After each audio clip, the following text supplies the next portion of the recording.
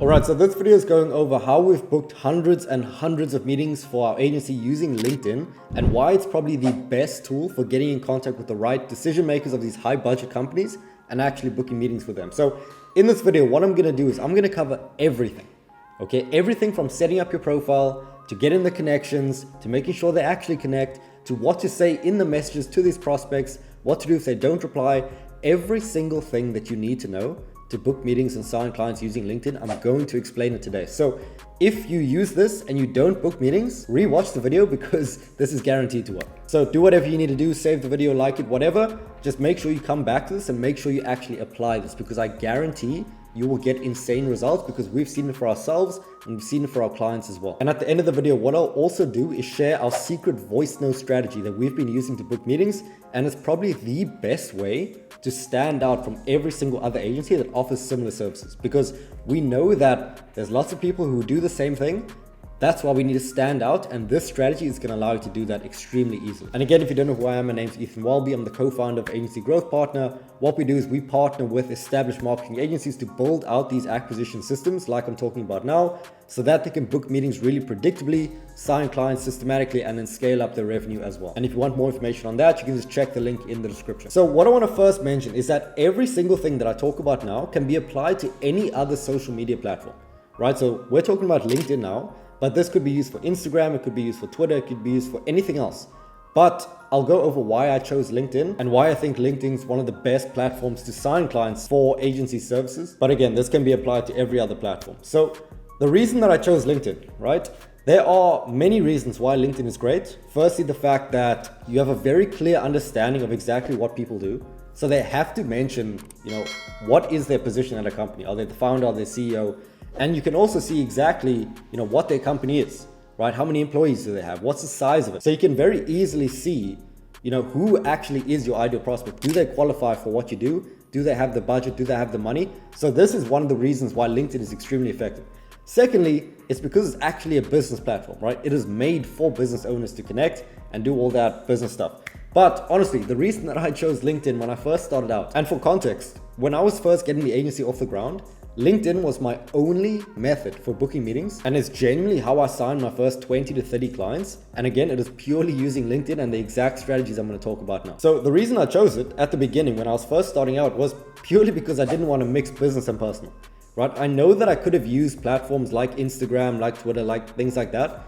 But really, I just didn't want to, for example, start posting business stuff on my Instagram. I thought it would look pretty weird and I didn't want to do all that. So I purely just decided that LinkedIn would be like the business app and Instagram would be the personal one. And Instagram has a different target audience. If you understand it, you understand it. If not, we'll just carry on. So why LinkedIn compared to something like email, for example? So LinkedIn and email are two primary sources of getting new bookings. And the thing with email that we need to understand, the benefits is that with email, you can send a ton of volume. But the thing is, when you send an email to someone, you are just a name and some text in an inbox, right? The thing is, when a prospect sees your email, they don't see it as you, the person, or your company. They just see it as another message. And the thing is, when there are so many people, 10,000 people contacting your ideal prospects, you can't afford to look like everyone else because it's so difficult to stand out if all you have is just some text on a screen that you can use. So the benefit with LinkedIn is that there's so much room for adding new things to your profile. So on the profile, for example, you can add a picture, you can add media, you can add case studies, you can add videos, you can add content, all these things that's going to allow you to stand out from every other agency owner, right? But the thing is, because there's more variables, because there's more things that you can add, it means that the barrier to entry to actually have a good profile is a lot higher, right? Because there's more things, it's more difficult. And that's why people stay away from LinkedIn because they don't want to put themselves out there. They don't want to have pictures. They don't want to have media, all these things. And that is why it's so effective. Because if you can nail this, then you will get insane returns. And that's exactly what I'm going to be sharing now. So there's three components to LinkedIn. And if you can master these three, you will have fantastic results. The first is your profile. This is pretty self-explanatory. It's purely how you look. It's purely what's on your page. Secondly, it's connections. We need to make sure that we actually connect with the right people, the people who are your ideal prospects, and we need to make sure that they actually accept your connection because if they don't, then you actually can't message them, right? So it's very key that we get this right. And thirdly, it's the outbound component. Once they do connect, how are we actually initiating the conversation, getting them onto a call, and then signing them up as a client? And I'm going to share exactly how we do all these three things right now. So starting with the profile, the first thing we need to understand that perception is reality. Now, what this means is that the way you look, the way you're perceived by your prospects, by the market, by people on LinkedIn is the way that they're going to treat you. So let's say, for example, you're going to leave the house one day, right? Crazy for you to imagine, but let's just keep it hypothetical. Let's say you're leaving the house one day and you decide, hey, today I'm going to get a haircut. I'm going to put on a nice suit. I'm going to make sure it's tailored. I'm going to look fantastic. I'm going to have great posture. I'm going to have my shoulders back, all these things. And you just look great. You look sharp. And you leave the house and you go to a mall or something. And think about the way that people will treat you if you look like this, right? You're wearing great clothes. You look like you're an important person, like you're doing something, like you have money, like you're organized. And the way that you present yourself, the way that you create your perception is the way that people will treat you. You know, they'll probably be a lot kinder. They'll probably be, a lot more willing to help you out. And it's purely because of the way that you look. You haven't changed as the person, just your perception has changed. Now, compare this to, let's say you leave the house and you dress like a homeless person, right? You wear broken clothes, you don't shower for 3 days, you walk around like this and you just don't look that great. So assuming that even let you into the mall or the shop, wherever you're going, imagine you were to go in, how would people look at you? How would people treat you? They'd probably look at you, then like kind of avoid you and not actually want to speak to you and hope that you don't go to them or ask them something. And you're just going to be treated completely differently. And again, you haven't changed as a person. It's just the perception of you. So this applies to LinkedIn or any social media completely the same. In the sense that you can have the best service in the world, but if you don't present you and what you do in the best way, you're going to get terrible returns. So the absolute ground zero, the absolute first thing that you need to do is optimize your profile. And what you can do is you can use my profile as a model for what you can do. And I say that you can model it. And what I mean is don't copy exactly word for word and banner for banner and picture for picture what I do on my page. And the thing is, I say this and people are still going to do it. And as a side note, I constantly see these little knockoff version of my profile with the same banner and the same bio and all that. So it's actually not in your best interest to do this, purely because if they see mine, then they'll probably see yours as well. And then it's just going to look very weird. So the first thing you need to focus on with your account is firstly the banner. This is the first thing that people are going to see. And I'll add some pictures of my profile in the video right now. But the first thing is the banner, right? This can be very simple, just explaining what you do. I like to add some case studies, just some logos of people that we've helped in the past.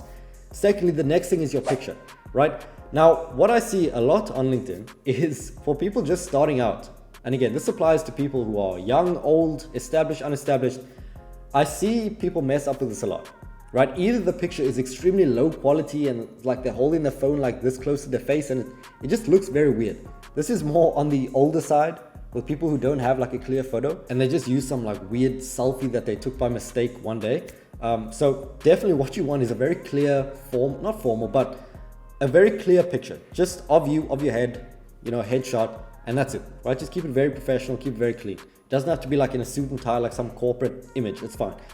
Then what I see on the younger side is for people who are just starting out, who will literally use like their high school picture. And the thing is, it's just very clear that you are young. And the thing is, there's nothing wrong with being young and starting out or using a young picture. But the thing is, I'm trying to help here. If you look like you are in high school, it's not in your best interest, because the thing is, people are going to judge you based on how you look. And if someone is trusting you to grow their business, they are probably not looking to go with a high school kid or someone who's just starting out. So it is in your best interest to get a clear headshot, right? You don't have to do anything crazy. Just make sure your hair's tidy, you're groomed, and you get a clear picture with a clear background and you'll be fine. Right, then below the photo, you're gonna see the headline. Now the headline purely needs to state what you do, and this is gonna be your offer. It's very simple, right? If you don't have a great offer, I'll link to an offer creation video as well, where I'll walk through exactly how to create that. But again, it's just a one-liner explaining what you do, and this is what we found to be the best. Then the featured section. Now this is very important because you can add anything you want here, right? So the best thing that you could add are case studies, right? Case study videos. That would be the absolute best, okay? Because the thing is, if someone checks your account, you send a message, they're gonna see, okay, has he done this before? Has she done this before? And they're gonna look at your featured section, and if it's full of case studies, they're gonna be like, that's great, that's a green flag. But if you don't have anything, then it's worrisome. So what you can do is, if you have case study videos, put that there. If you don't have case study videos, add a link to your case study page on your website. If you don't have case studies, okay, create content, provide value, like this video, for example. Create these videos and add it to your page. just so that when someone does come on, they can see something that provides some sort of value, some sort of trust up front, and then they can get value from it before actually replying. And this is just going to increase the likelihood of them booking a meeting and signing up. So add any sort of media that you have here, okay? So on my page, I have a long form video explaining exactly what we do. It's our growth plan, and it's exactly what I want people to watch. And then I also include some case studies as well, just so that they have some more trust in doing that, right? So keep it very simple. Add any media that you have. If you don't have any media, create some and then put it there. And this is going to help a lot, because the thing is, when someone checks your account, they're not just going to look at your picture and then reply. They're going to go through all your stuff. They're probably going to watch some videos. They're probably going to check some stuff out. So what we want to do is make sure that whatever they do check is optimized. Okay, now the bio. Okay, this is just explaining who you are, what you do. So you can keep this very simple. I like to just mention what I do in terms of the offer. Again, you can check my account. And then I include some case studies, and then I include a call to action of booking a time or sending me a message, right? Again, keep it very simple. And if you can nail these things, you're in a great position, right? This is all you need to focus on. So just put some time, dedicate an hour, 2 or 3 to just fixing this once and for all, getting a clear picture at least.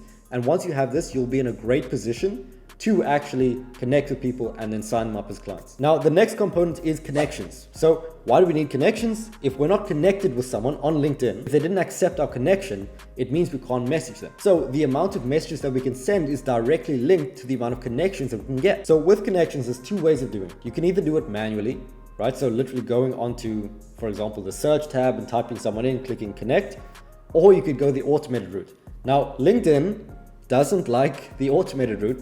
So LinkedIn, if you're watching this, I definitely don't do that.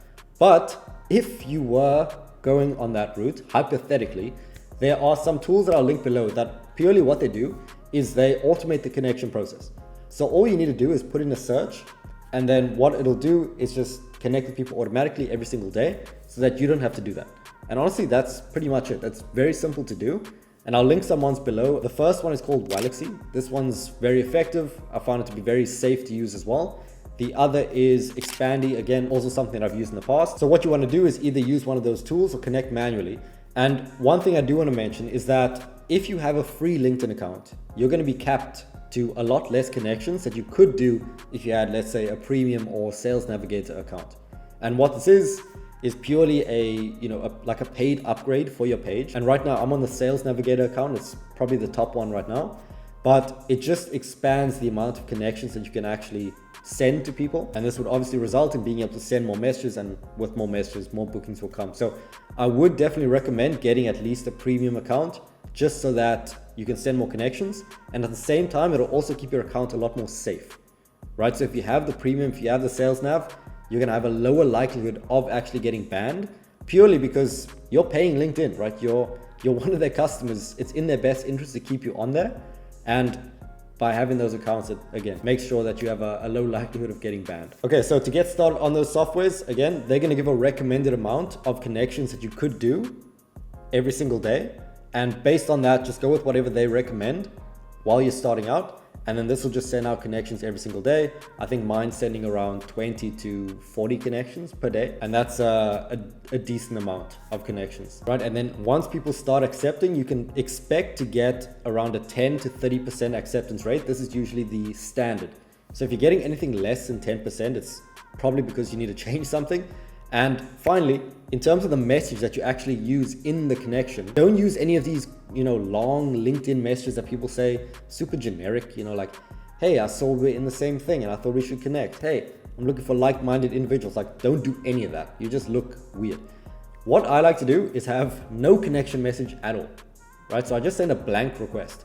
And if I were to send anything, which I've tried in the past, I just say, hey, name, would love to connect, Ethan, right? That's it. So keep it very simple. Don't make it LinkedIn-y. You know what that means. And you'll get good results. Okay, now the final component is outbound, right? This is actually us sending messages to the prospects after they connect with the intent of giving more information and allowing them to book a time. Now, the approach that I use for my outbound is voice notes. Now, voice notes are extremely, extremely effective. Why? Because it stands out, right? It's very clear when someone sends a voice note versus a normal message. But also, people have to listen to it to actually figure out what it says. So it forces engagement with the message. And thirdly, people just really appreciate the actual effort that goes into sending a voice note, and they're a lot more receptive. You never get messages that are like, F off, like never talk to me again, like block this number, something like that. You never get those, right? It's usually like, wow, I really appreciate the voice note, I'm just not interested at this time. Thanks for reaching out though. Like that's the worst response that you'll get. The best are obviously bookings, signing up clients, things like that. So in terms of what to say in the voice note, this is where it can become very, very variable, because the thing is, it's not just about what you say, it's also about how you say it. So if you come on a voice note and you're like, your voice is cracking and you're like stuttering and all this, like you need to fix that first.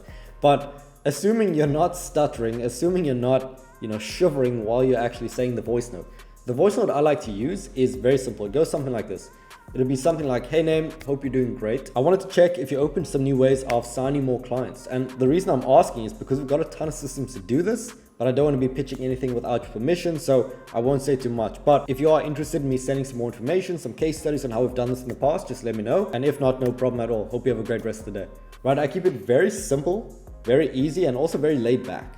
Not laid back in the sense that I'm like, hey man, I hope you're doing it. Like laid back in the sense of like, I don't need them. I don't need them to reply to the message. It's like, hey, we have this.